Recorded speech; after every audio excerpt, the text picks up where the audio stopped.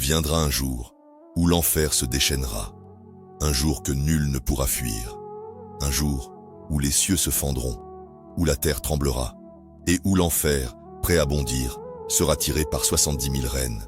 Ce jour-là, l'enfer se déchaînera. L'enfer en islam, appelé Jahannam, n'est pas une simple métaphore. C'est une réalité effrayante, décrite dans le Coran à plusieurs reprises.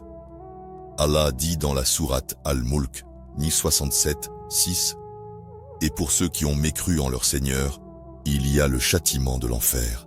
Et quelle mauvaise destination! L'enfer possède plusieurs niveaux, chacun plus terrible que l'autre. Il est gardé par des anges impitoyables, appelés les Abaniya, mentionnés dans la sourate Al-Alaq. Le prophète Muhammad, paix et bénédiction sur lui, a dit « Ce jour-là, l'enfer sera amené avec 70 000 reines.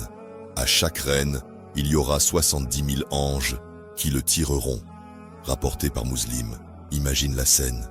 Des millions d'anges entraînant une créature de feu et de colère.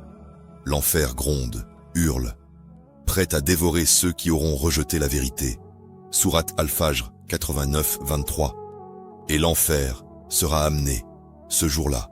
Ce jour-là, l'homme se rappellera.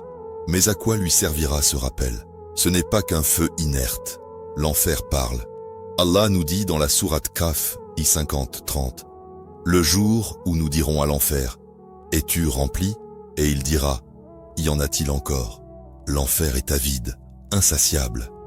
Il réclame plus. Ce n'est pas un simple lieu. C'est une entité consciente, punissant selon la justice divine.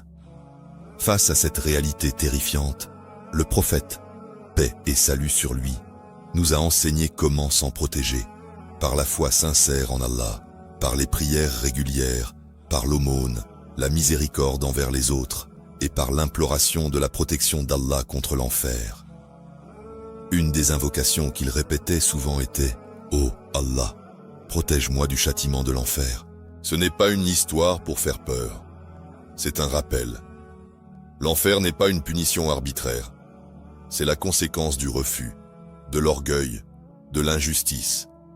Mais la porte du repentir est toujours ouverte. Tant que tu respires, tu peux changer ta destinée. Rappelle-toi, Allah est le plus miséricordieux, mais il est aussi le plus juste. Si cette vidéo t'a touché, partage-la à ceux que tu aimes. Abonne-toi pour plus de rappels. Et qu'Allah nous préserve tous de l'enfer. Amin.